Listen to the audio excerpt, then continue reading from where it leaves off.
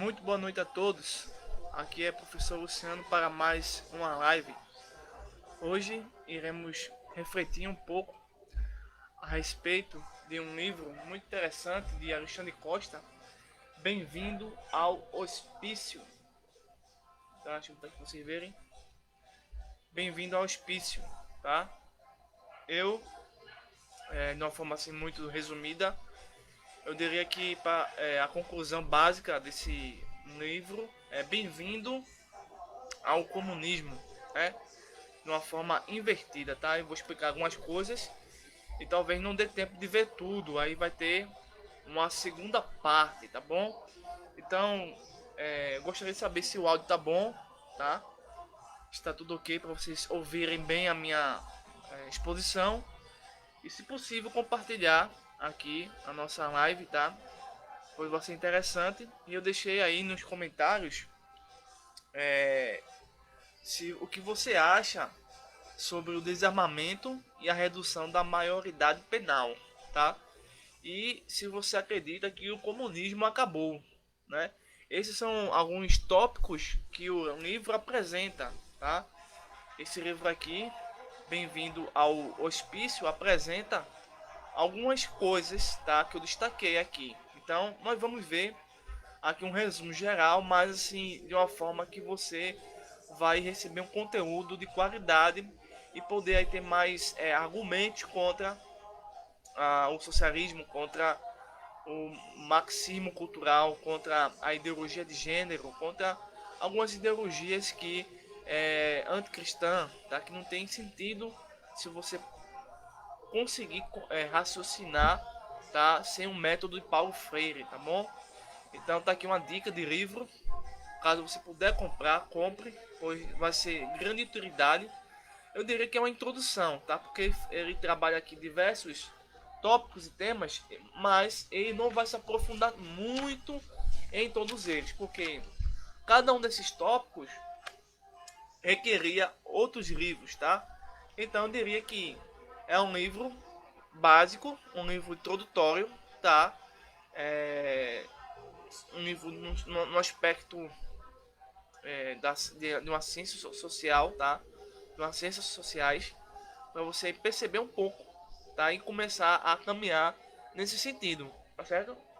É interessante, a leitura é de fácil compreensão, tá? Os tópicos são vários e eu destaquei aí na live, tá certo? Cerca de três. Obviamente nós vamos ver outros, porque vai ser corrido. Nós vamos fazer algumas citações, até mesmo extensa, e fazer alguns comentários, né? Positivos e construtivos dentro dessa nossa, dentro do nosso propósito, tá? Então, o que você pensa, né? Então, obviamente, basicamente, a minha exposição era a busca fazer você entender, refletir, tá? Basicamente, seria isso. Todas as lives que nós fazemos, tá? Tem essa objetividade. Então, se você prestar atenção, é esse um dos objetivos nossos. Fazer você refletir no que diz respeito aos grandes temas importantes. Eu estava aqui recentemente pesquisando um dado que no futuro eu vou trabalhar com vocês, sobre como as ideologias que estão, de certa forma, dominando tudo e a todos, conseguem desviar a nossa atenção para algo que não existe. Por exemplo, vou dar um exemplo. Vamos supor assim, nós precisamos nos preocupar com o aumento do aborto, não é? Só que isso, a população se preocupando e buscando evidências bíblicas e científicas, não é? Determinados grupos políticos eles vão ser refutados, tá? Eles vão perder o poder, né? Porque a população ela está buscando informação e esse grupo eles tende a desviar a atenção do público. Por exemplo, colocando o Big Brother uma distração. Então você fica entretido com uma animação que vai criar na sua mente a falta de reflexão. Então você não vai se preocupar com esses problemas, né, que acontecem e que sempre vão acontecer, e nem buscar solução. Tá? Então eu quero que você hoje pense um pouco sobre isso. Tá? Será que o comunismo acabou? Né? O que você acha sobre o desarmamento? O cristão pode usar uma arma? E aí? Muitos pastores eles são contra o uso de arma, né? Será isso verdade? Será isso bíblico? Né? Será isso teológico? A redução da maioridade penal é algo bom ou ruim? Né? Então aqui a gente vai dar aqui alguns pontos, tá? Não exatamente somente nesses tópicos, tá? Mas em outros que o livro de Alexandre Costa aborda, tá? De uma forma assim bastante interessante e fazer com que você venha aí refletir sobre esses temas, tá certo? Então, se possível, compartilhe, nos ajuda aí a divulgar o nosso canal Refúgio Teológico. Nós temos um canal no YouTube. Toda vez que a gente faz uma live aqui no Facebook ou no Instagram, nós colocamos no canal Refúgio Teológico, que se encontra que é o nome do canal Refúgio Teológico. Então, se você puder se inscrever no nosso canal, para que a gente possa ter mais assim relevância e que mais pessoas possam conhecer o nosso projeto, nosso trabalho, nosso conteúdo, tá? Porque a gente sempre traz informação, a gente sempre traz materiais que você pode encontrar, tá? Não são mais testemunhos de Jeová. O testemunho de Jeová chega assim na sua casa e apresenta uma informação que ninguém pode duvidar, contestar, refutar e nem pode pesquisar, muito menos encontrar material, né? Não somos assim nesse sentido, né? É um falso raciocínio que os testemunhos de Jeová fazem, né? Nós aqui apresentamos o livro e você pode adquirir na internet, você pode comprar e ter em suas mãos, tá? Então, e também isso faz a gente pensar que tudo que a gente expõe aqui é baseado em fontes. Tá? A gente tem fonte, aí não está inventando nada, como os terraplanistas. Os terraplanistas também é um outro grupo muito contraditório, tá? Eles fazem coisas que não tem sentido nenhum. Se você parar um pouco e perceber, tá bom? Mas para vocês pegarem aí a nossa ideia, tá? A gente vai entrar aqui já nas citações e explicações do livro, tá? Bem-vindo ao hospício. O que está acontecendo com a sociedade? O que está acontecendo com a sua sociedade? Seja ela uma sociedade cristã, seja ela uma sociedade civil, a sua sociedade, seu bairro, o seu país, o seu continente, já percebeu que está como se fosse um hospício? As piores coisas estão sendo aí praticadas e apoiadas. Será que nós estamos vivendo na pós-modernidade? E a pós-modernidade é um hospício? O que você acha? Sobre isso eu quero aqui destacar aqui um trecho de um outro livro, tá? Guerra Cultural. Esse aqui é um livro fantástico que estou começando a estudar. Tem uma citação aqui que tem tudo a ver, tá? Na página 31. A razão humana é uma faculdade do indivíduo que é competente para conhecer a realidade objetivamente e que é capaz de funcionar de forma autônoma conforme princípios universais. Essa concepção da razão sustentava a confiança desses pensadores na ciência, na dignidade humana e na perfectibilidade das instituições humanas. Dos 5 atributos da razão, a objetividade, a competência, a autonomia, a universalidade e sua natureza de faculdades individual. Então, a razão humana, ela existe, tá? Para que a gente não, por exemplo, não seja enganado. Mas muitos gostam de ser enganados. A razão humana também existe para encontrar a verdade ou admitir a verdade. A razão humana existe para encontrar a realidade. A razão humana existe para a gente não adorar ídolos, cultuar ídolos, não é? Como fazem a religião católica. Se a razão humana for Se um religioso católico pensar um pouco, usar a razão, vai perceber que essa pessoa tá no lugar errado, entendeu? Porque a razão jamais se submete a uma escultura, né? Não faz sentido a razão acreditar que uma estátua, uma pedra, ou uma madeira, um objeto possa trazer algum benefício sobrenatural. Isso é impossível racionalmente, né? Por exemplo, hoje nós não acreditamos que o raio, quando cai, é o resultado de uma ação dos Zeus. Por quê? Porque a filosofia e a ciência já refutou isso. Do mesmo modo, as festas do catolicismo, né? O São João, por exemplo, né? Tem os santos, né? Se você pensar, chove por causa de quê? De um santo, não faz sentido, entendeu? Mesma coisa são o pessoal da Umbanda, os espíritos da água, o espírito da terra, o espírito do fogo, as religiões animistas, né? As religiões xamânicas. Se usar filosofia, se usar razão, se usar a ciência, essas religiões não é uma invenção humana, né? Obviamente que o cristianismo não é uma invenção humana, tá bom? Bem, a gente vai ter aqui, tá? Isso aqui só foi para vocês pegarem a ideia. Bem, aqui no livro, como eu já disse no começo, tem vários pontos, né? Aí tem aqui antecedentes, tá? Ele fala sobre amnésia coletiva e quase generalizada. Isso é basicamente o capítulo 1, né? Aí tem a introdução, obviamente, ele vai explicar por que fez esse livro. No capítulo 2, né? Sintomas e exemplos de uma sociedade doente, né? As psicoses políticas. Capítulo 13, capítulo 3, neuroses culturais. Capítulo 4, loucuras sociais.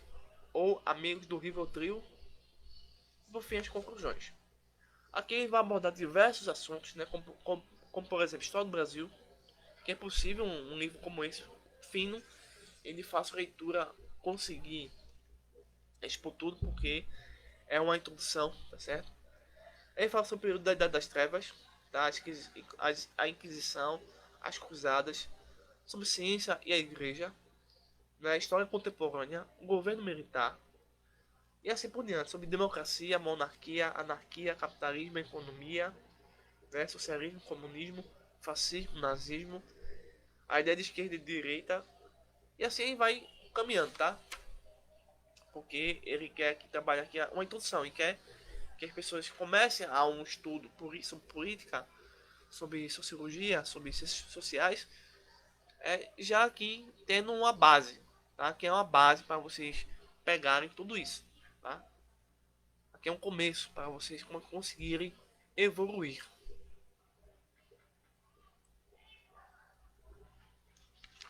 Na introdução, ele vai dizer o seguinte, né? Ele diz assim: boas ideias nascem como reações ao perigo. Então, é um dos propósitos dele ao escrever esse livro, pelo que está sendo dito, é que diante do perigo, a ideia de escrever essa introdução é importante para a gente se precaver contra as distorções que estão sendo feitas aí durante esse tempo todo. Nós temos o seguinte aqui, já na página 15, ele diz assim: este livro é uma reação ao espanto de perceber o mundo de cada dia mais louco e como nem sempre a loucura é inofensiva, o mundo está ficando perigoso, perigosamente louco. Como colocar querosene no frasco idêntico ao colírio e guardar os dois na mesma gaveta? Então, basicamente aqui, o referencial que ele vai usar para a sua análise da sociedade é que a sociedade ela está enlouquecendo cada vez mais, certo? Então, o diagnóstico, ele fala um diagnóstico e mostra que a sociedade que nós estamos vivendo é uma sociedade totalmente sem razão, nenhuma. Tá?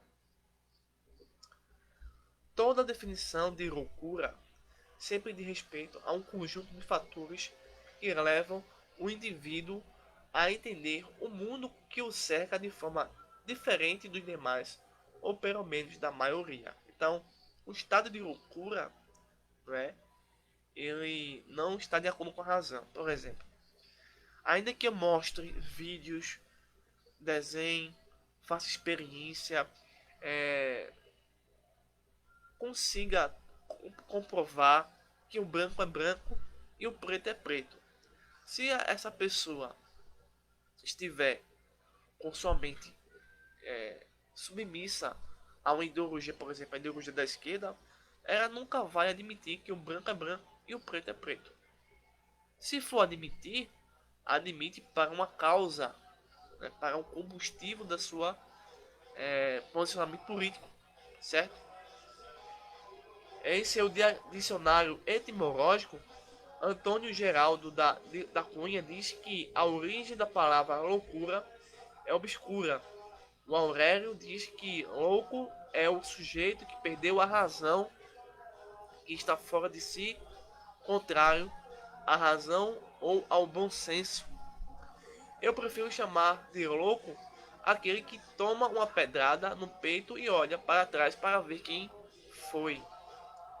Então, aqui, obviamente, ele não está analisando como fazem os psiquiatras, um médico, um psicólogo, e diagnostica um indivíduo com algum tipo de doença, seja ela psicológica ou biológica, tá? Não é nesse sentido não. Nesse sentido da loucura, é da loucura ideológica, é da loucura política, tá? É como se fosse o seguinte, o hospício de hoje em dia não é o hospício que nós conhecemos naturalmente, mas é o hospício que está dentro da esfera política, certo? É nesse sentido que está caminhando para levar o leitor a compreender cada ponto e subponto que ele vai aí demonstrar. Aqui ele, deixa eu pegar uma coisa aqui, já na página 16, tá? Ele vai mostrar aqui, deixa eu pegar aqui para vocês dar uma olhada. Eu desenhei aqui, cadê? Não sei se vai aparecer. Como é branco, né? Deixa eu ver se vai aparecer aí. Acho que vai aparecer não, né? Pronto, ele no seu livro, ele faz uma espécie de gráfico e faz o caminho da loucura. Então, uma pessoa que admite, por exemplo, um pensamento esquerdista, tá? Um pensamento esquerdista. A pessoa sai do período ingênuo, vai para o período da ignorância, vai para o período do idiota. Interessante que o Olavo de Carvalho, um grande escritor e pensador político e filósofo, tá? Ele escreveu um livro chamado O Mínimo que Você Precisa Saber para Não Ser um Idiota. Quem quiser me ajudar e que tiver um livro desse Olavo de Carvalho, quiser mandar para mim, mande, porque ainda não tenho esse livro, tá? Depois ele fala sobre o período do burro e por último o período do louco. Então esses são estágios que acontecem quando você admite, por exemplo aqui, uma ideologia marxista, tá? Então você é um ingênuo, por exemplo, a pedagogia do Paulo Freire. Hoje comemora cerca de 100 anos mais ou menos, né? Dessa pedagogia horripilante, tá? Poderia até ser boa se não tivesse um marxismo, né? Essa simbiose que ele criou, né? Mas de todo jeito foi ruim e ainda é ruim. Então a pedagogia do oprimido é um exemplo do período ingênuo. Então é um caminho da loucura, tá? E na pedagogia do oprimido você vai encontrar coisas que não faz sentido. Depois nós temos o ignorante. Uma pessoa que se formou em pedagogia ou em história ou em alguma ciência humana, ela encontrou em um período de tempo a pedagogia do oprimido. Mesmo que você demonstre e mostre que essa pedagogia não faz sentido, essa pessoa não vai querer argumentar, vai lhe chamar de gado, vai lhe abusar. Né? E depois tem o período do idiota, né? Lembrando o idiota como um idiota útil, né? a pessoa que é usada por propósitos comunistas e que no final vai ser descartado, né? O burro, que realmente não tá nem aí pra nada. E por fim, o último estado, o pior de todos os estados, o louco. Tá? Ele diz assim: esse é o caminho que a nossa sociedade está trilhando. Ela já avançou do estado idiota e está indo para os últimos estados. Tá? Isso dentro assim, da educação, da política, né, da cultura, tá certo?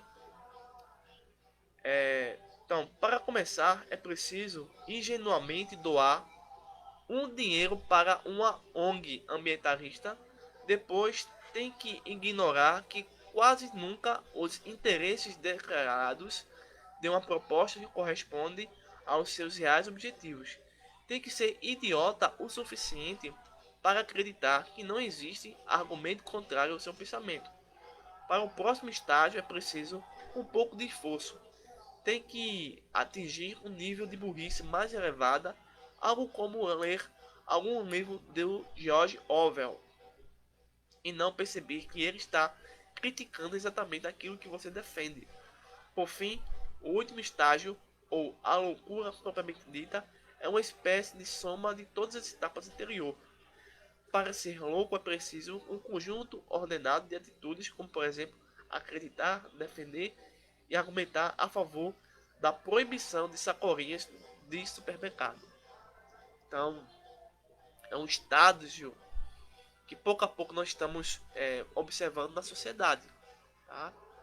Seja na mídia, nos jornais, sai desse estado ingênuo até o último.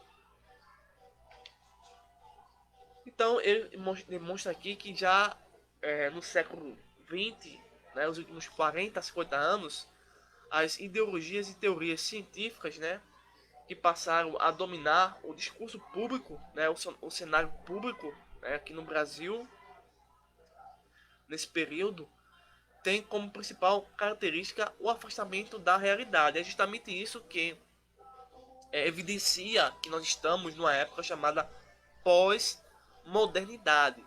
A pós-modernidade é a rejeição total, absoluta contra o ato da razão humana poder conhecer a realidade, a verdade absoluta no que diz respeito à conduta, à vida humana, à vida em sociedade.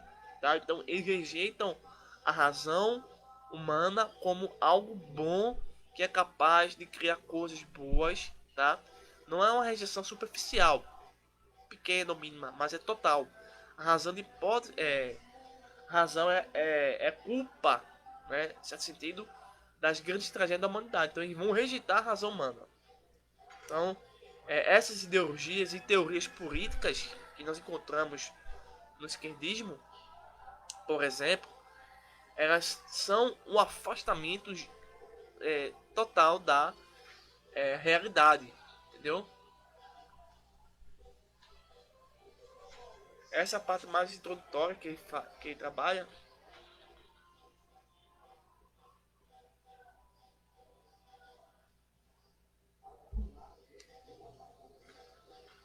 Já na página 22, ele traz o seguinte: ele fala sobre amnésia coletiva e quase generalizada. Ele diz assim: apenas a preguiça ou a má fé justificam a repetição de erros históricos, de falácias que não se sustentam ou de chavões ideológicos. Mesmo assim, o que vemos de gente louca repetindo bobagem é absolutamente assustador. E esse número não para de crescer. Eu basicamente tenho uma experiência dessa. Eu, quando estou conversando com alguém, mostro uma informação histórica, né? Por exemplo, a queda do Muro de Berlim. Quem criou o Muro de Berlim? Foi os capitalistas ou socialistas? Bem, foi o socialista. Quem derrubou o Muro de Berlim? Foi o socialismo ou o capitalismo ou o povo? Quem derrubou o Muro de Berlim foi o povo, que precisava trabalhar, comer, num sistema capitalista. Então daí você conclui que o sistema socialista é impraticável e quando a sua prática é evidenciada, tem rio de sangue, tá? Então As pessoas que não querem conversa com a história, elas são pessoas de má fé, tá? E, obviamente, se elas buscam algo na história, elas vão encontrar erros históricos, tá? E daí vão criar um falso raciocínio que para aí apoiar suas ideologias, certo? Já na página 23 é interessante que ele diz: não importa a realidade, o que importa são os resultados de sua distorção. Então, dentro existem várias ramificações do esquerdismo, tá? E um deles é a desconstrução. Eles conseguem desconstruir um argumento e mudar as palavras, tá certo? Então, para eles, a realidade não importa. A realidade diz uma coisa, tá? Mas a ideologia deles diz outra. Então, para esse grupo, é a ideologia que é importante. A realidade não serve. Na verdade, nós que somos conservadores ou cristãos, nós entendemos que a realidade é algo seguro para se viver. Não deve ser rejeitado. Aqui a gente vai trabalhar depois, de uma forma muito sintética, muito resumida, a história do Brasil e do mundo. Lembrando que aqui trata-se de uma introdução, tá? É uma introdução, tá? Bem-vindo ao hospício. Então ele não vai se aprofundar radicalmente sobre a história do Brasil e do mundo, tá? Aqui é uma base para você começar a entender, tá? Dentro da sua possibilidade, tá certo? Aí ele diz o seguinte: quando a ideologia substitui o fato, relatos, testemunhos e documentos de fontes primárias foram abandonados e novas interpretações foram fora do contexto ocupam o seu espaço. O resultado foi que a realidade passou a ser vista como indesejável.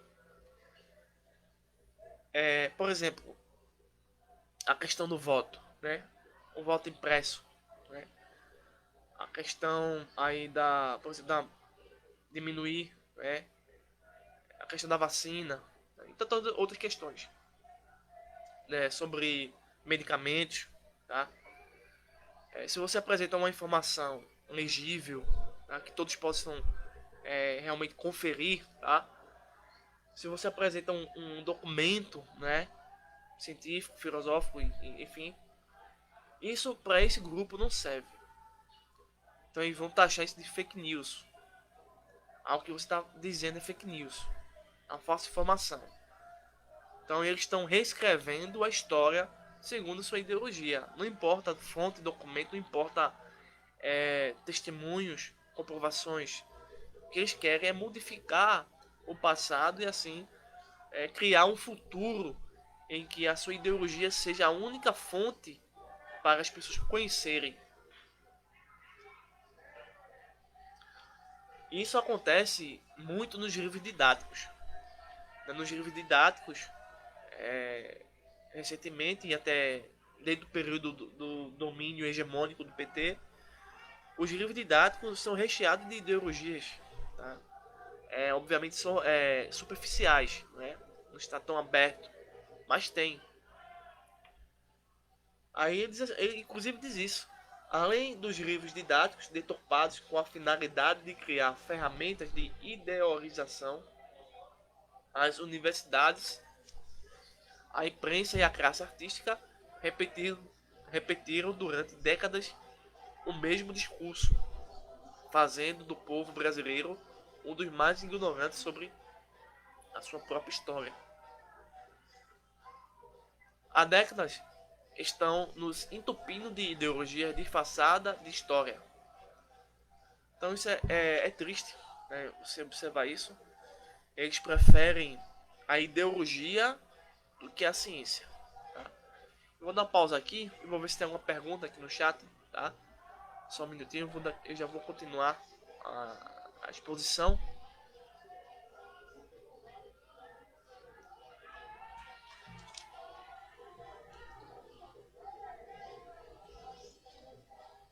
Quem tá aqui acompanhando a gente é Ana. Boa noite, Ana. Obrigado, viu? Obrigado pelo apoio. Deixa eu ver aqui. Eu que agradeço, viu? Tamo junto aí nessa batalha. Ok. Pronto. Estamos em 30 minutos, tá, de live.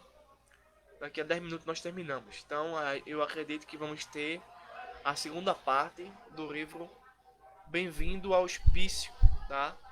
Bem-vindo ao Hospício. Aqui na página 24 ele vai trabalhar a idade das trevas, tá? E ele diz o seguinte aqui na página 24 e 25, por exemplo. Então, denegrir a Idade Média é um meio eficiente de atacar um período histórico em que a religião cristã era a força intelectual mais presente na vida das pessoas, quando o cristianismo era a filosofia reinante que fundava toda a cosmologia da época.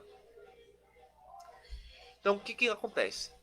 Geralmente, esses grupos, tá, ideológicos, não é, eles tendem a entender que a religião, desde Marx, a religião sempre foi um empecilho, uma barreira contra o domínio comunista.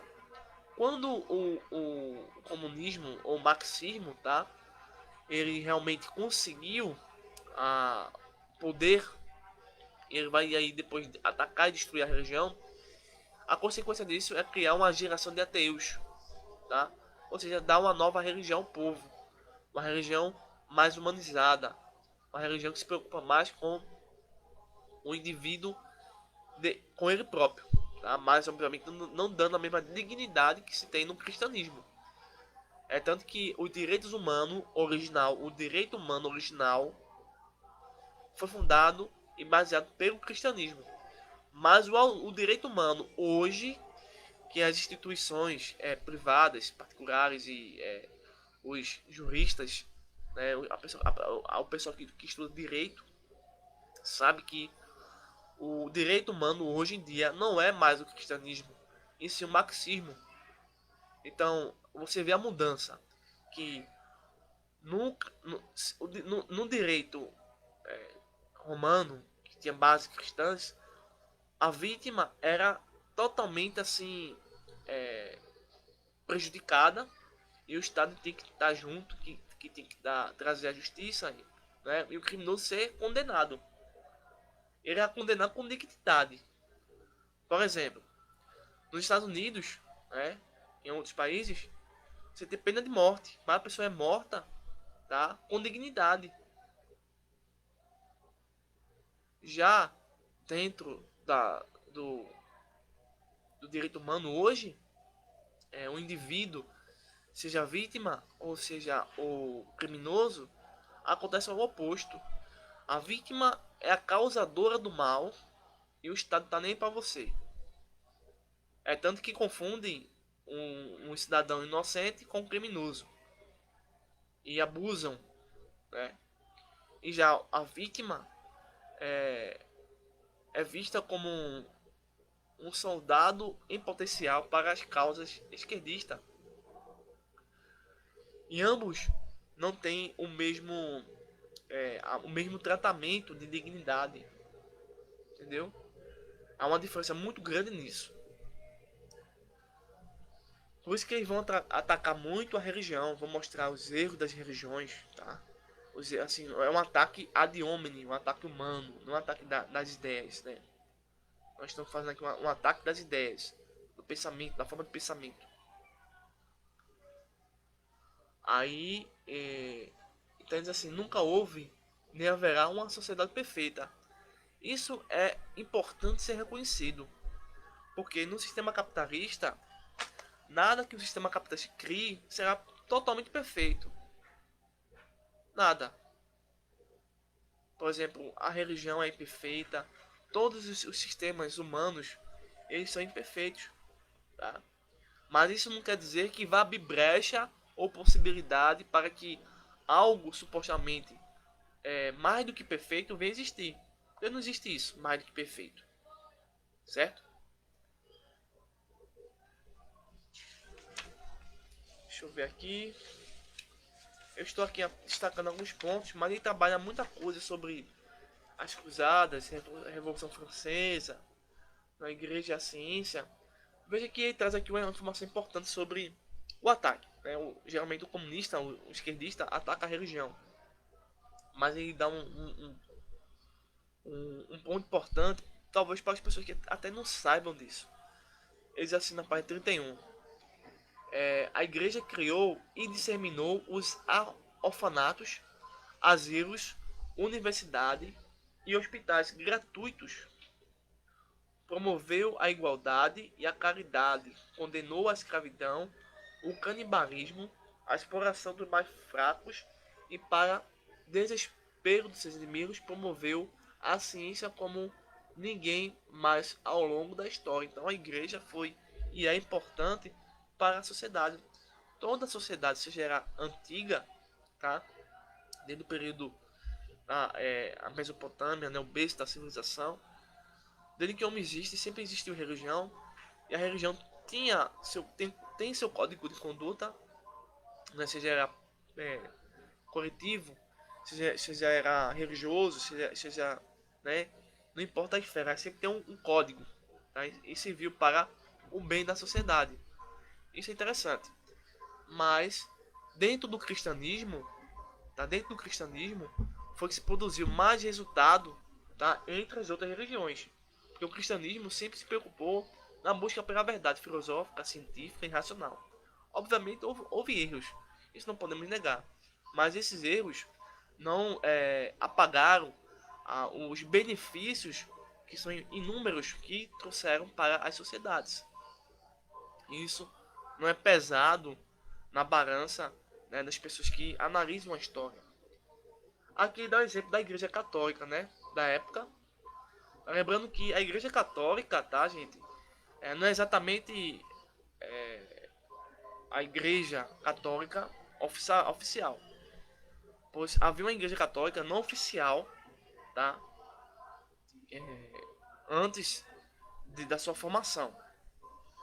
Ela começa como igreja católica e se torna oficialmente uma igreja católica e se corrompe, certo? Isso é uma construção humana. Mas isso é um assunto lá para a história da igreja, tá? Então a igreja católica teve entre seus quadros mais cientistas do que qualquer outra instituição. Então a religião verdadeira, né? Assim, não a igreja católica, tá? Não, nada contra o católico, tá? Obviamente isso aqui dá para um outro assunto, né? Mas aqui a religião, quando bem entendida, ela aceita a ciência, ela aceita a filosofia, ela aceita a razão, ela aceita a matemática, né? A falsa ciência não, a falsa religião não tá nem aí para a geografia, história, né?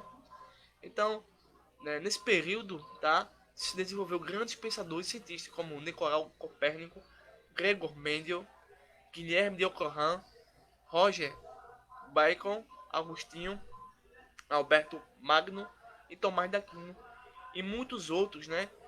Que ele vai trabalhar aqui mostrando que a religião sempre buscava a realidade, diferentemente das ideologias que não quer nada com a realidade, não quer nada com a ciência, não quer nada com a razão.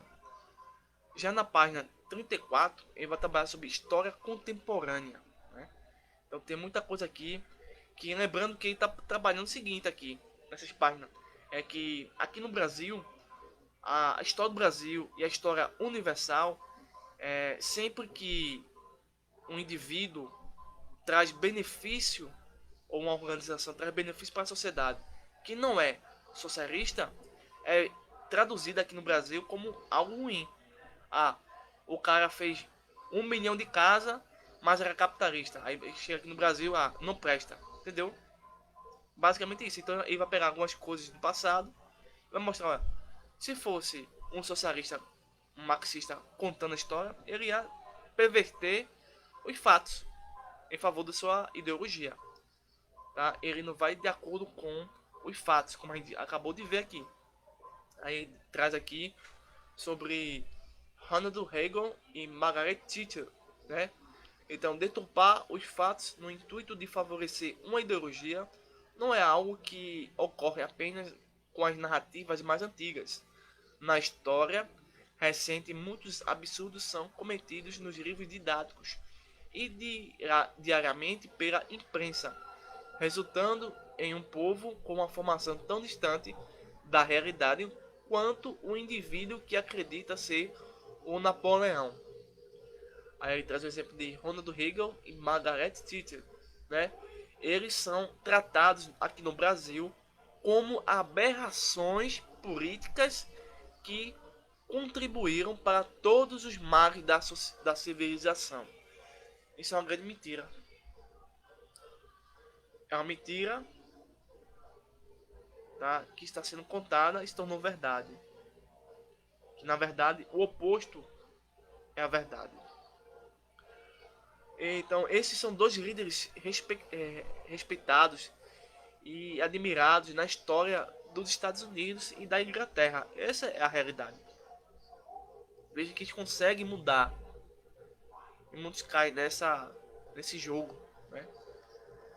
Em contrapartida, eles demonizam os heróis e divinizam, né, e colocam asas de anjo nos demônios. A gente chama aqui de Che Guevara. Che Guevara, por exemplo, fuzilava dissidentes, desertores, né, os que abandonavam a causa socialista, odiava negros e homossexuais, e atualmente é usado como símbolo de liberdade de expressão e de igualdade de direitos. É o que acontece aqui na Universidade Federal de Pernambuco, na UPE, na Rural. Lenin, Stalin, Mao Tse-tung, Fidel Castro são alguns outros exemplos de personagens transformados pelo tempo, nunca suportarão opinião contrárias às suas, mas hoje são tratados como símbolos por pessoas que adoram dizer que são democráticas e progressistas. Então você vê aí esses exemplos. Bem, estamos chegando já ao final, tá? Vou fazer depois a parte 2, tá, do livro Bem-vindo ao Hospício, tá? Então eu terminei aqui na página 34, onde eu estou citando os pontos mais importantes, tá? A gente vê aqui o aspecto mais interessante, um dos aspectos mais interessantes, né, que foi exposto. E na parte 2 vamos trabalhar os outros pontos, dando mais informações, dando algumas explicações, fazendo essa reflexão, tá? Porque o conservadorismo não é uma ideologia que você tem que obedecer. Não. Diferentemente, a gente reflete e busca se isso tem a ver ou não com a verdade ou a realidade. Diferentemente das ideologias marxistas e socialistas que tem que obedecer a cartilha. Não é assim que a gente faz. Então vamos refletir, vamos pensar e buscar esses pontos importantes da sociedade, debater, né, e conversar. Então agradeço aí a todos que estiveram conosco nesse tempo todo, a audiência. Obrigado, Ana, Carolina, por estar com a gente aqui, tá? Forte abraço e até mais, até o próximo vídeo, se Deus assim nos permitir. Até mais. Obrigado.